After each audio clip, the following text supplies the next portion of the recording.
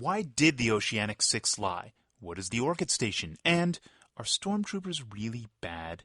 Executive producers Damon, Lindelof, and Carlton Cuse will ponder those questions and more in today's official Lost audio podcast hosted by ABC.com.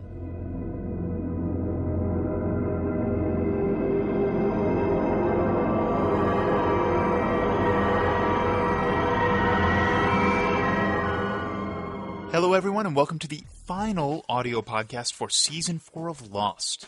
No tears, it's sad, I know. But the guys will return, and so will Lost. And there's always ABC.com to tide you over until the DVDs come out. And then there's Comic-Con this summer, which hopefully we'll have a special podcast coming to you all from. Anyway, there's plenty of Lost to hold you over. Now, on to more pressing matters. The guys are here to rehash Part 1 of There's No Place Like Home. Of course, Parts 2 and 3 air Thursday, May 29th from 9 to 11 p.m. on ABC, and it's available the next day at abc.com. And it's preceded by an encore presentation of Part 1, so you can see all 3 hours back-to-back the way it was intended, as long as you have HD, that is. Either way, here now are Damon and Carlton.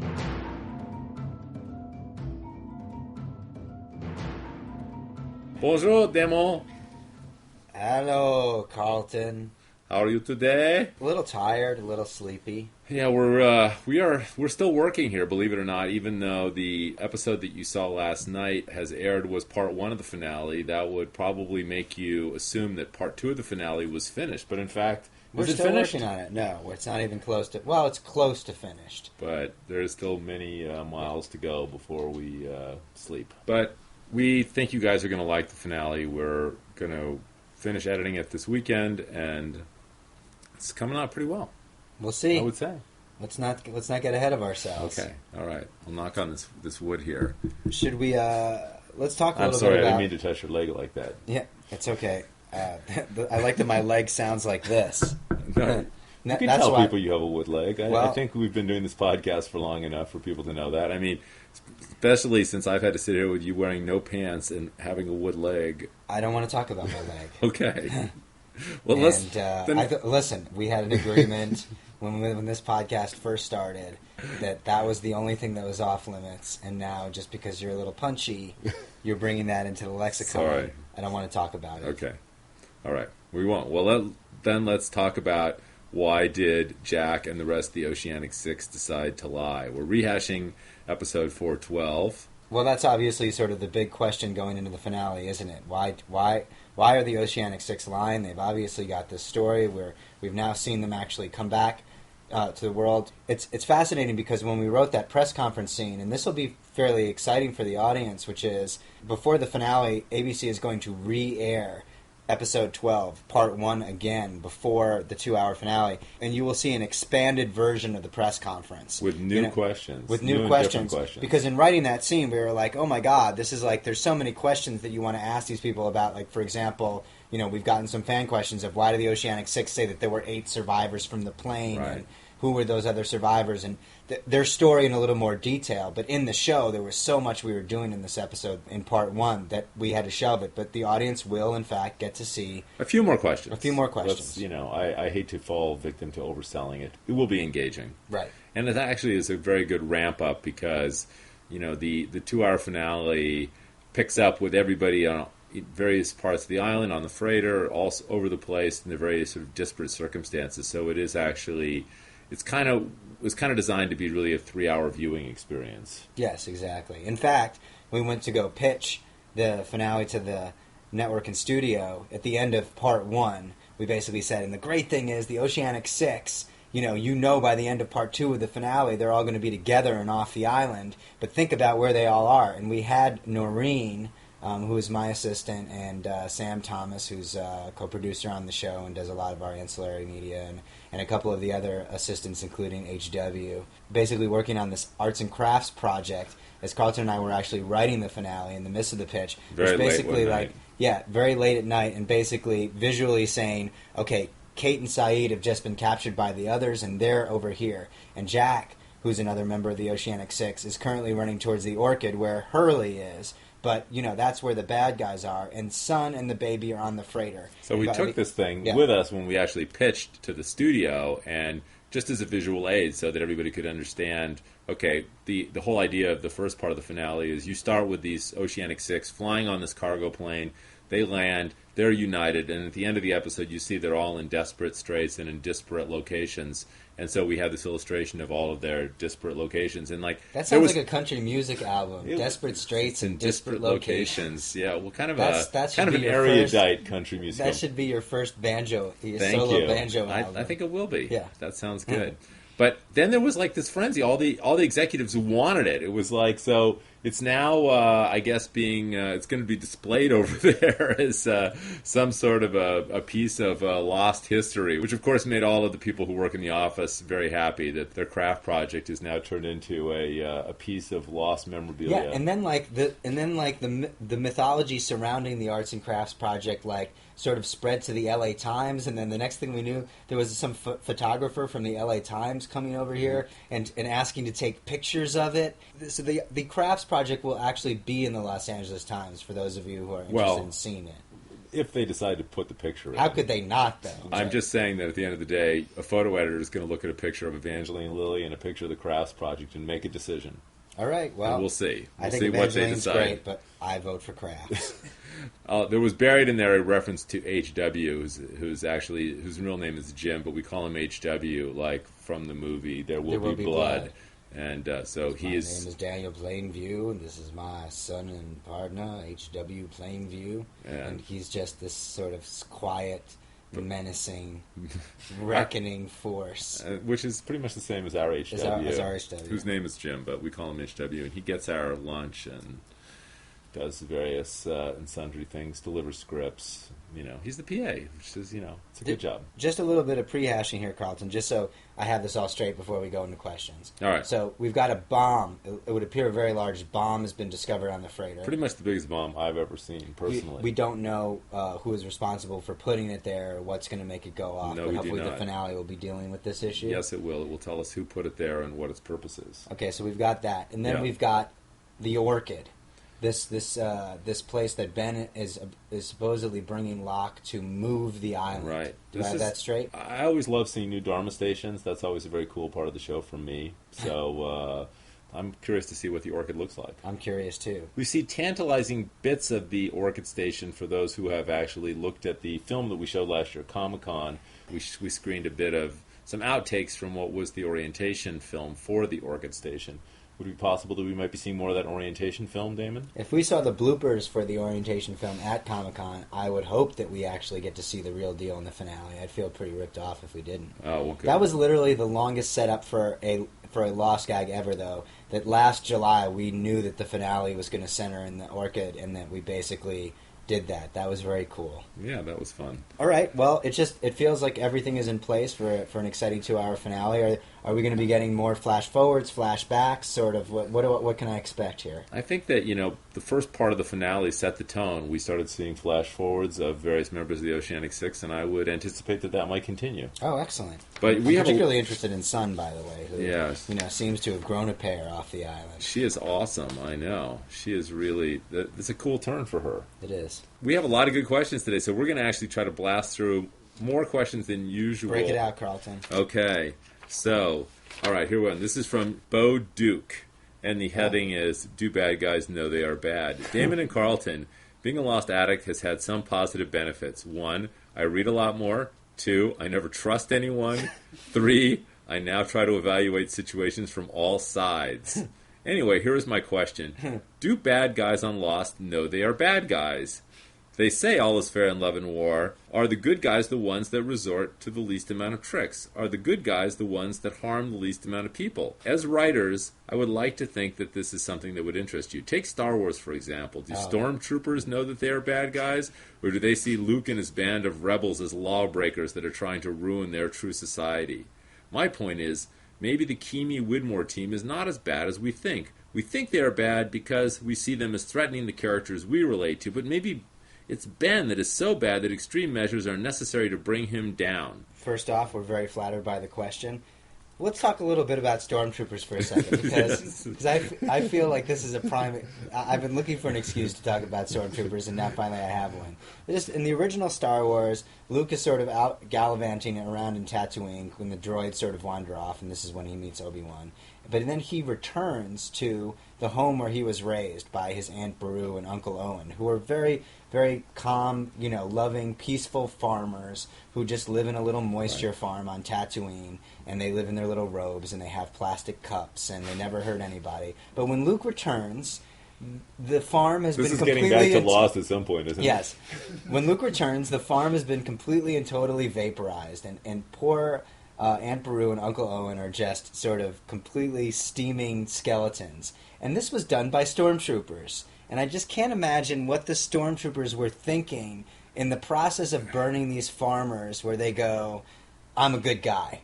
Like, I have some justification for this. How dare they farm moisture? But, to be fair, the stormtroopers... All right. To argue the stormtrooper side of this, they have to preserve order in the Alliance. And you can't have people drinking out of plastic Tupperware. They're responsible for raising a rebel leader. But they didn't... I mean, the stormtroopers don't even know that yet. They're just going to recover the droids with the stolen plans. The droids aren't here. Let's kill everybody. Let's say you run a red light, and you say, I didn't see the red light. Does that make it any less bad that you ran the red light? There are no red lights in Star Wars. They just fly wherever the hell they want to. I'm just saying. I feel like we're getting bad. Someplace. I'm not sure if it has anything to do with the show, but I think the stormtroopers think they're good. When you're bad, you're bad. Okay. But that's my answer. But on our show, I would say that Kimi's bad. Kimi's bad. Yeah. He knows he's bad, but he's the guy who does a job. Apparently, though, we just learned Kevin Durant did stand-up comedy in Canada, so, what do we know? That's the actor who plays Kimi. Yeah, who's awesome, by the way. Seriously, for those of you who haven't seen 310 to Yuma, yeah.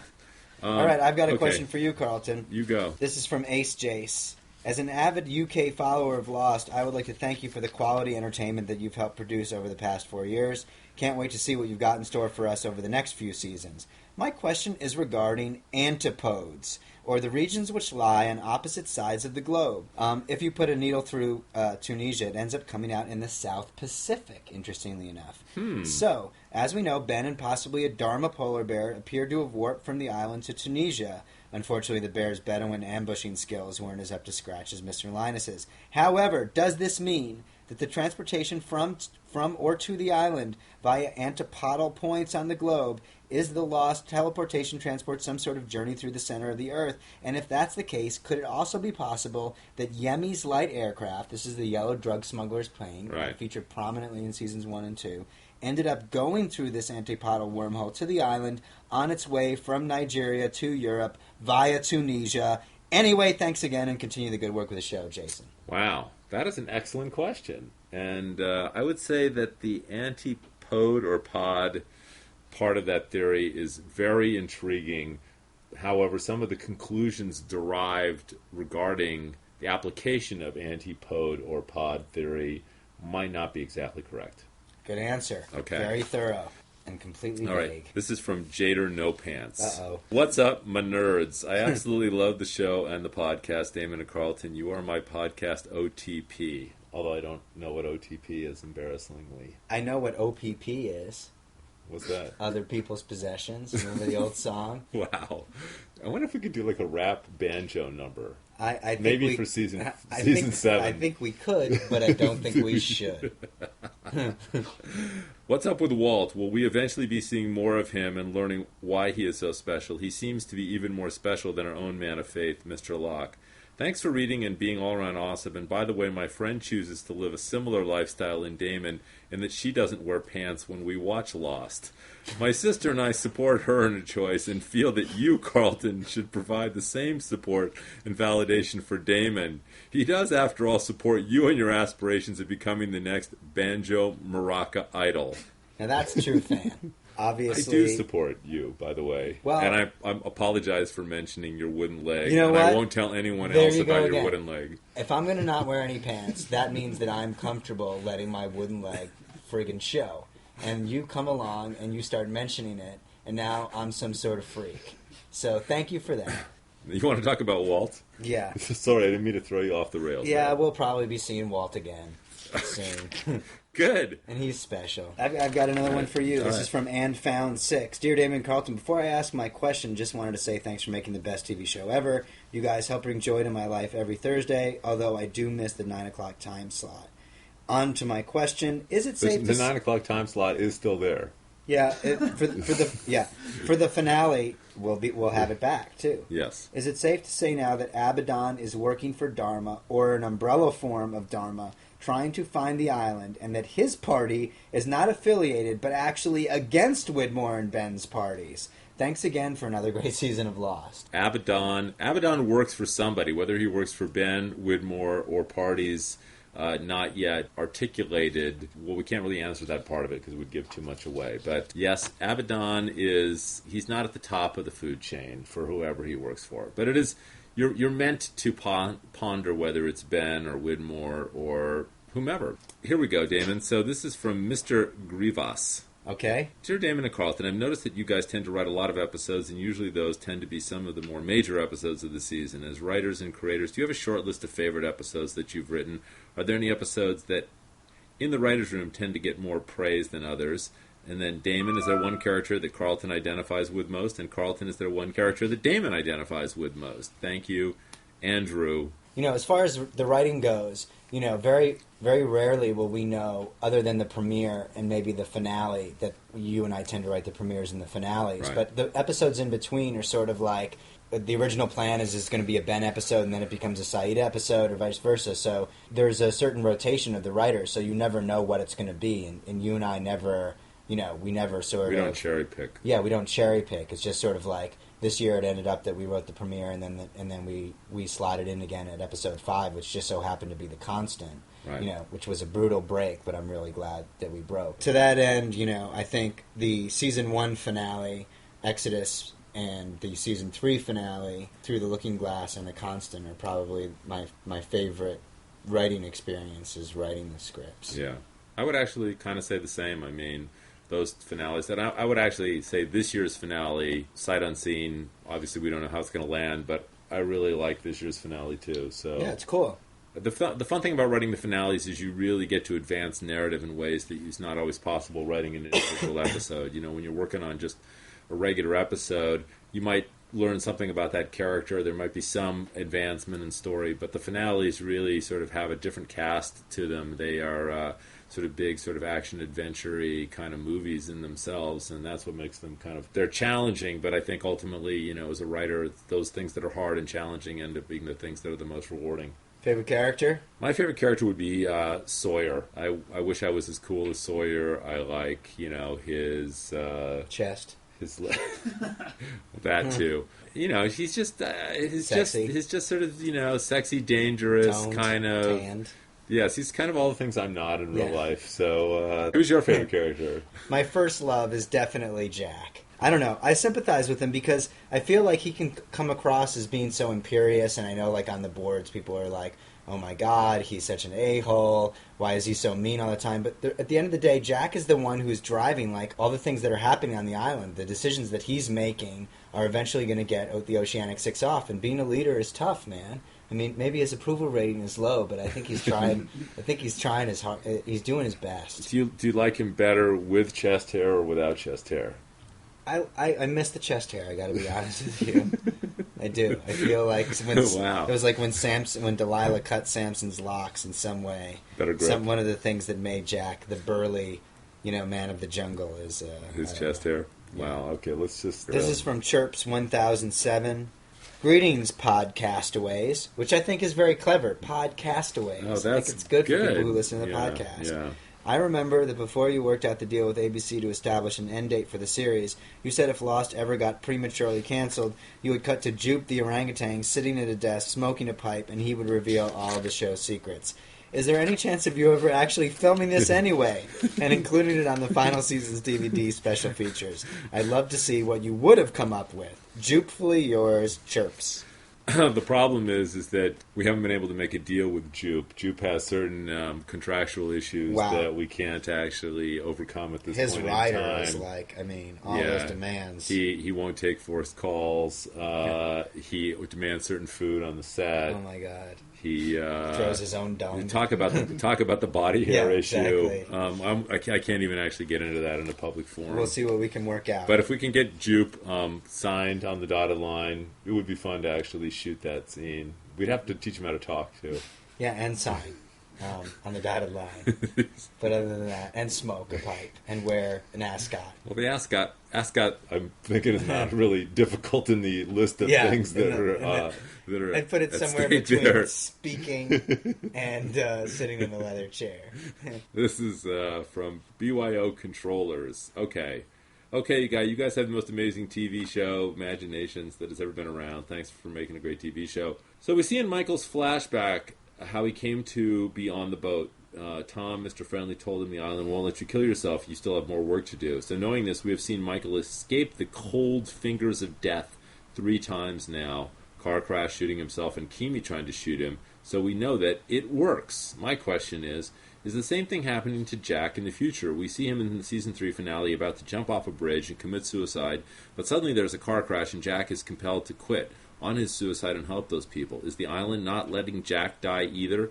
Does this mean Jack also has more work to do? Part 2, is this also why Ben and Widmore cannot kill each other? Well. You saved the best for last. I did, very intentionally. We were hoping someone would stumble on this. This is one of those sort of rare moments in the show where we actually do start setting up stuff way far in advance. And yes, that is exactly in the moment that Jack is about to jump off the bridge. There is a cosmic intervention of fate. And you see this Ben and Widmore are basically locked in some sort of battle where they understand the rules, although what those rules are and how those rules were explained to those guys is yet to be revealed.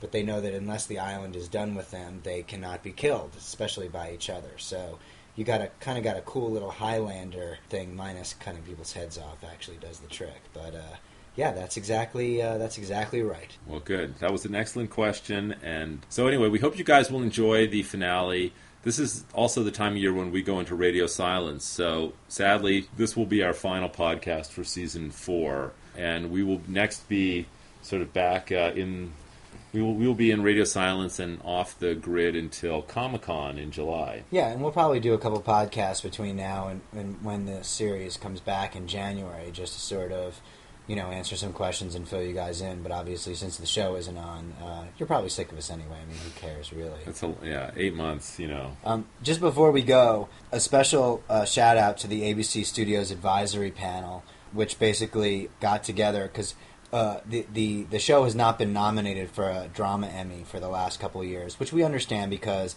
it's heavily serialized, and if you're not a watcher of the show, it's incredibly hard to drop in. It's sort of like, here, pick up the 3rd Harry Potter book, flip to chapter 17 and read it and tell us if it's a good chapter. And the way the Emmy voting works is you have to pick one episode from the season. Well, it's actually more arcane than that. There's popular vote nominates 10 shows, and then those 10 shows are screened.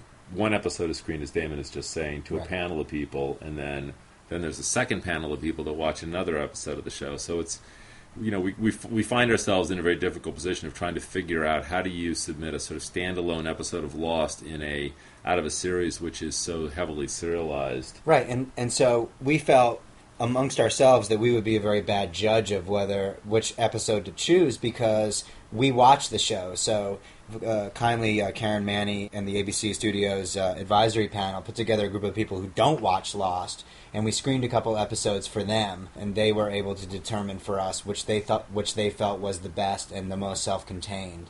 And we're going to move forward with their selection, and we're really grateful because they invested a lot of time and energy into making that selection. So right.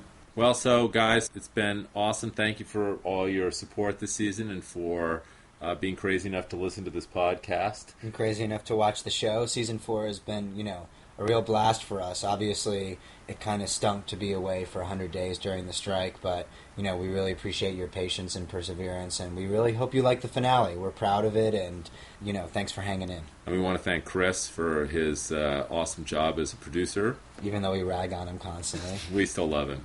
And our moms, who gave a memorable podcast that still Carlton is having nightmares about. But you'll move past that. No. A very good therapist. I love my mom. Carlton. Exactly. Just the whole red wine thing.